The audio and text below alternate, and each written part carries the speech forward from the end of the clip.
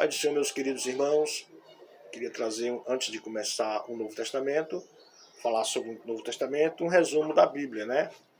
Segundo a pequena enciclopédia bíblica do Orlando Bayer, ela tem 66 livros, a Bíblia Sagrada, e como vocês sabem, ela é dividida, esses 66 livros, em Novo Testamento e Velho Testamento. O Novo Testamento tem 27 e o Velho Testamento tem 39 livros, que fazem um total de 66 livros, a Bíblia toda. O Antigo Testamento ele possui 929 capítulos e o Novo Testamento ele possui 260 capítulos, fazendo um total de 1189 capítulos. O Velho Testamento ele possui só 23.214 versículos. E o Novo Testamento contém 7.959 versículos. Um total de 31.173 versículos, a Bíblia toda. O Novo Testamento ele possui aproximadamente, em número de palavras, 592.439 palavras. O Novo Testamento ele possui 181.253 palavras. A Bíblia total contendo um total de 773.692 palavras aproximadamente. O número de letras no Antigo Testamento contém aproximadamente 2.728.100 letras. Já no Novo Testamento contém 838.380 letras. Então, a Bíblia completa tem um total de 3.566.480 letras aproximadas. O livro do meio é o livro de Provérbios, né? E do Antigo Testamento. Do Antigo Testamento é o livro de Provérbios. Já no livro do Novo Testamento é 2 Tessalonicenses, é o livro do meio. E na Bíblia inteira é Miqueias e Naum. O capítulo menor da Bíblia no Antigo Testamento é Jó 29. Já no Novo Testamento é Romanos 13 e 14. Os dois capítulos, né? Romanos 13 e capítulo 14. E já na Bíblia inteira, o menor livro é o Salmo 117.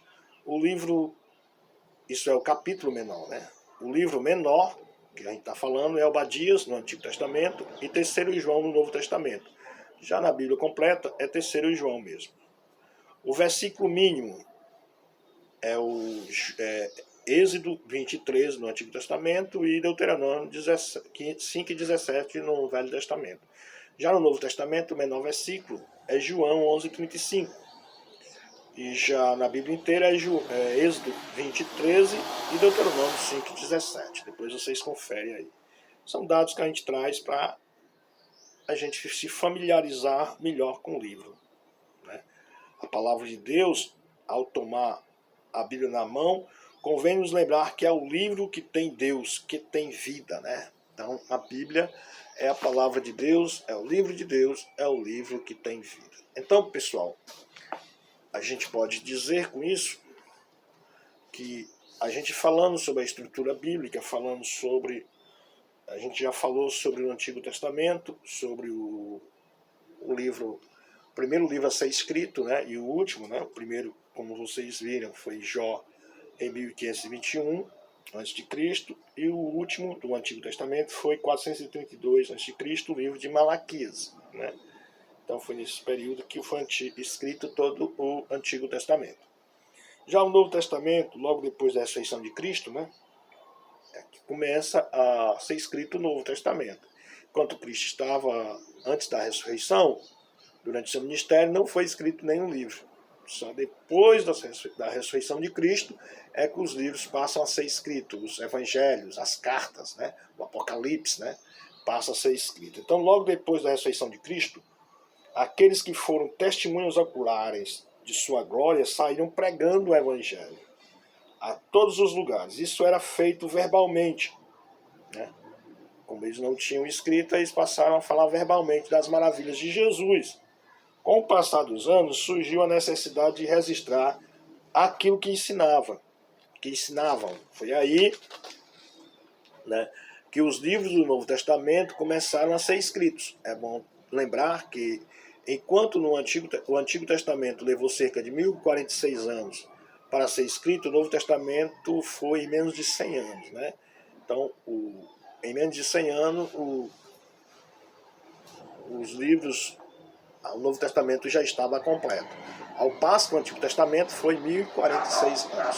Então foi muito mais tempo, mais de 10 vezes mais. Né? Então o Novo Testamento ele tem 27 livros, ele foi escrito em grego popular, conhecido como koiné. Os livros são classificados em 4 grupos, conforme o assunto, ou seja, biografia, que conta a história de Jesus, história, e epístolas e profecia. Né? A biografia são os 4 evangelhos. Eles descrevem a vida terrena de Jesus e seu ministério. Os 3 primeiros evangelhos são chamados de sinóticos, devido ao paralelismo existente entre eles. Né? Eles têm praticamente a mesma visão. Os evangelhos são os livros mais importantes da Bíblia. Os demais livros são a preparação para a vinda de Cristo, ou uma explicação sobre a doutrina de Cristo. Né? Então, os 4 evangelhos contam a história de Jesus, a biografia de Jesus, e os demais livros falam da sua doutrina e da sua vinda. O livro de história, né? História é o livro de Atos dos Apóstolos. Ele registra a história da igreja primitiva. Né? Então, quando se fala dos apóstolos, o que os apóstolos fizeram, a gente vai procurar a história dele no livro de Atos. Atos dos Apóstolos. As epístolas são 21 cartas e vão de Romanos a Judas. Elas contêm a doutrina da igreja e podem ser divididas da seguinte forma: 9 são dirigidas à igreja, de Romanos a 2 Tessalonicenses. 4 são dirigidas a indivíduos, 2 a Timóteo, 1 a Tito e outra a Filemão. 1 é dirigida aos hebreus, mas aos hebreus cristãos. 7 são dirigidas a todas as pessoas indistintamente, né, a toda a igreja, que é Tiago, 1º e 2º Pedro, 1º, 2º e 3º João e Judas. Estas são também chamadas universais, ou gerais. Mesmo 2 delas serem dirigidas a pessoas, 2º e 3º João, é tida também como universal. Profecia, ele trata-se do livro do Apocalipse, né, ou Revelação. Este livro ele aborda os eventos finais referentes ao universo, à Terra, à Igreja e ao destino da humanidade. Então o livro de Apocalipse é a profecia, ele que fala sobre tudo isso. Né? Fala sobre os eventos finais do universo, da Terra, da Igreja e o destino final do ser humano. Né? Então, como entender a cronologia e a ordem dos livros do Novo Testamento? Né? Os livros do Novo Testamento eles foram escritos a partir da necessidade que cada um tinha de falar, mostrar as coisas a respeito de Jesus. A gente pode dizer que o primeiro livro a ser escrito foi uma carta. Né? A primeira carta a ser escrita foi a de Tessalonicenses, 1 Tessalonicenses, no ano 51 depois de Cristo. Depois foi escrita a 2 Tessalonicenses, no ano 52 depois de Cristo. Logo após foi escrito 1 Coríntios no ano 56 depois de Cristo. Depois 2 Coríntios no ano 57 depois de Cristo. Depois Gálatas no ano 57 depois de Cristo. Romanos no ano 58 depois de Cristo. Aí foi quando foi escrito o primeiro evangelho, Marcos. Marcos foi escrito pelo ano 59 ou 60 depois de Cristo.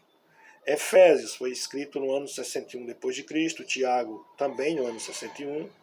Filipenses no ano 62, Colossenses também no 62, Filemão também no 62, Lucas, aí nós temos Lucas sendo escrito no ano 63 depois de Cristo. Logo após nós temos Hebreus no ano 63, Atos dos Apóstolos no ano 64, 1 Timóteo no ano 64, 1 Pedro também no ano 64, Tito no ano 65 depois de Cristo, Mateus no ano 65, depois de Cristo, segundo Pedro no ano 64 ou 65 depois de Cristo, segundo Timóteo 67 depois de Cristo. Depois nós temos Judas. O Judas foi escrito no ano 70 da nossa era. João, o Evangelho de João foi escrito no ano aproximado de 85 depois de Cristo. Aí nós vemos a primeira carta de João no ano 90, a segunda carta no ano 90 e a terceira carta de João no ano 90. E já Apocalipse foi escrito aproximadamente no ano 96 da nossa era cristã. Então o primeiro livro foi a primeira carta de Paulo aos Tessalonicenses, no ano 51 depois de Cristo, e o último foi Apocalipse, aproximadamente no ano 96 depois de Cristo. A gente pode falar também as épocas e os livros, né? As épocas das épocas bíblicas, né? Então os livros da Bíblia não seguem uma ordem cronológica, pois são agrupados conforme o assunto que abordam. Devido a isso, algumas pessoas podem se confundir com a sequência de leituras do texto bíblico. Para facilitar, estaremos apresentando em síntese a cronologia do texto bíblico, ou seja, a sequência histórica em que os fatos bíblicos aconteceram. Não pretendemos aprofundar aqui o estudo de cronologia bíblica, mas apenas preservar uma ideia de como os fatos aconteceram. Na sequência, os livros serão apresentados na ordem cronológica, até onde se conhece na atualidade, né? Então, os livros sendo apresentados em ordem cronológica, né? Para facilitar, né? Então, a época abraâmica trata-se do primitivo tempo, né, do primeiro tempo da narrativa bíblica, estando dividida em duas partes: o período antediluviano e do dilúvio a Abraão. O período antediluviano é o período de Adão até o dilúvio. Contém um relato de origem de todas as coisas, terminando no capítulo 6 de Gênesis. Esse período ele registra fatos ocorridos nas imediações do Jardim do Éden, no vale do rio Eufrates. Por lá estiveram também Abraão e Noé. Para conhecer bem as civilizações primitivas que viviam naquela região, recomenda-se estudo do capítulo 10 de Gênesis. As cidades mencionadas neste capítulo eram cidades-reinos, com governo próprio, e destaca-se nesse período a presença de homens de Deus, como Abel, Sete, Noé e Enoque. A vida extraordinariamente longa desses homens se explica principalmente pelos seguintes motivos. Por que eles viviam tanto, né? Acaba vivia 900, 800 anos, mas por que eles viviam tanto? As consequências do pecado ainda eram pequenas sobre o homem. Então as consequências do pecado ainda eram pequenas ainda. A maldição devido à queda do homem estava apenas começando. Eles tinham acabado de sair do jardim. As condições climáticas eram outras. Você não pode pegar o clima atual e comparar com o clima antediluviano, meu amigo. Era uma coisa totalmente diferente, né? Outra coisa também que a gente pode marcar é que a capacidade da Terra de produzir alimentos era bem melhor. A Terra era primitiva, então, para produzir alimentos, os alimentos não tinham mais vitamina, né? Como se diz, substância, né? Eram outros alimentos, era outra terra, era outro clima, era diferente do que nós temos atual. Então a longevidade era necessária ao povoamento da terra também, porque se o cara vivesse poucos anos, como é que ele ia povoar a terra, né? A terra estava totalmente desabitada, né? Porque a terra só tinha quem? Adão e Eva. Depois que eles foram expulsos do jardim, é que começou o povoamento da terra propriamente dito. Temos que considerar a misericórdia de Deus para com uma raça humana ainda ineficiente, né? Então, irmãos, do dilúvio a Abraão, depois a gente tem do dilúvio a Abraão. Então, após o dilúvio, Gênesis 6 a 11, muitas cidades antigas foram reconstruídas, né? A Arca de Noé repousou em um monte nas cordilheiras do Ararat e perto da cabeceira do rio Eufrates. Mas Noé retornou à sua terra primitiva, Sinar, mais tarde chamada de Babilônia, Gênesis 11, 2. Cerca de 100 anos após o dilúvio aconteceu a dispersão da raça humana por causa da confusão das línguas na Torre de Babel, no capítulo 11, aproximadamente, no capítulo 11 de Gênesis, né?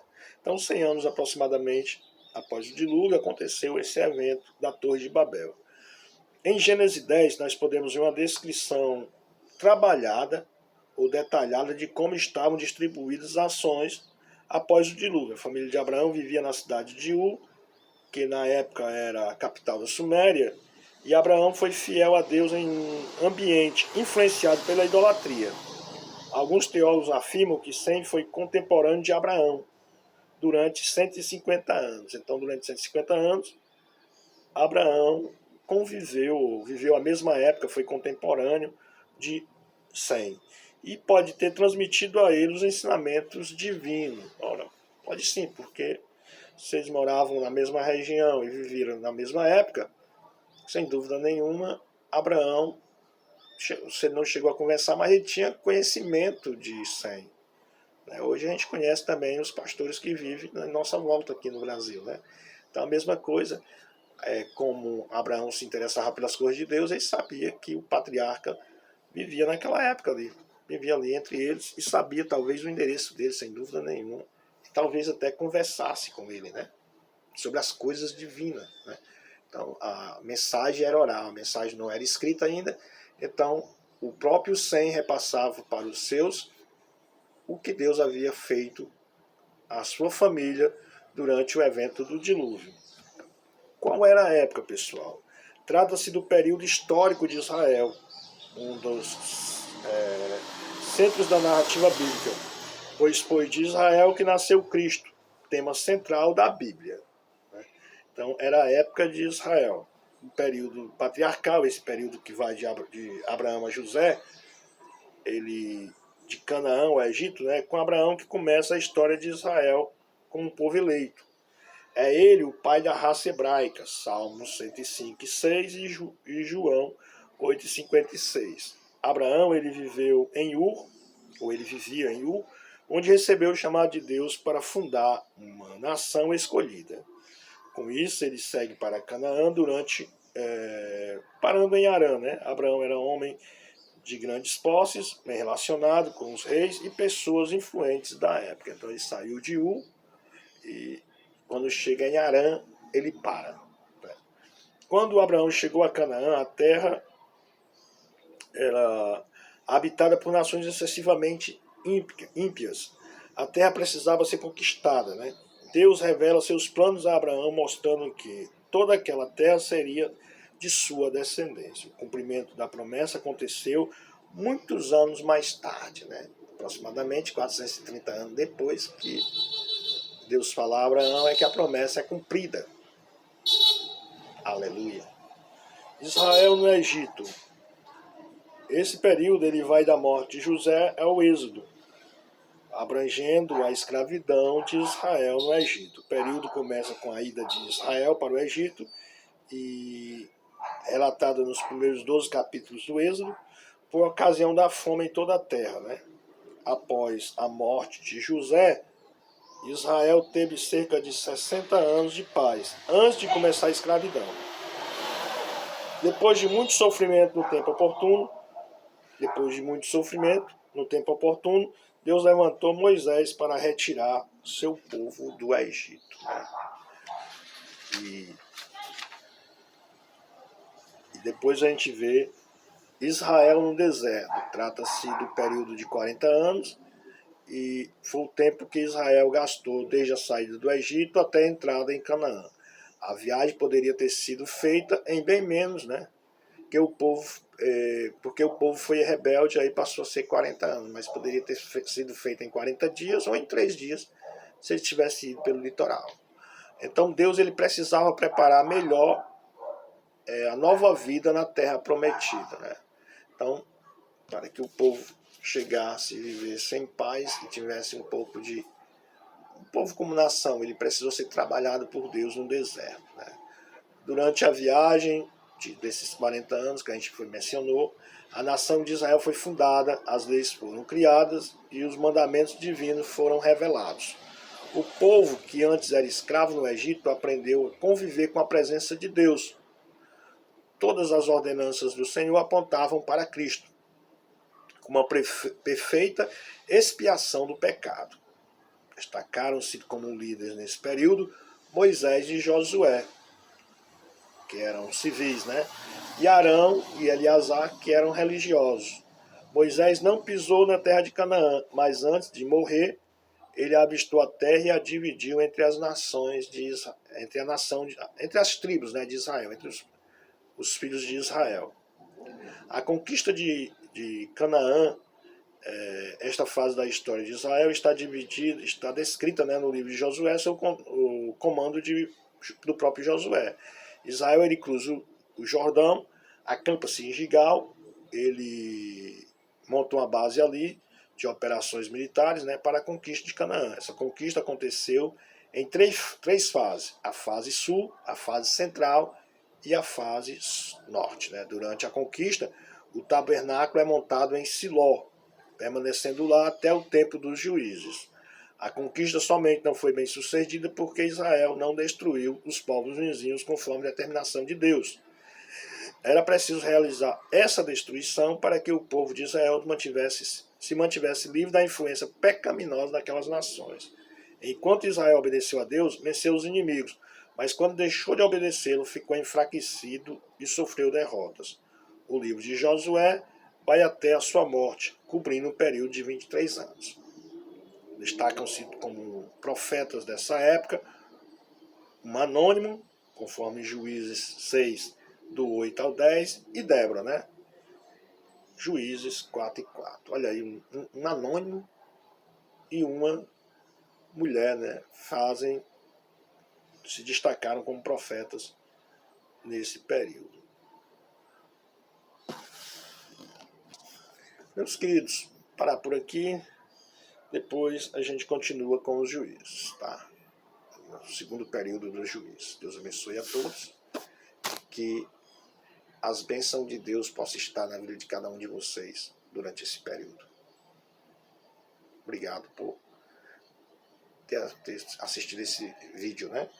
No final, deixe o seu joinha para fortalecer o canal.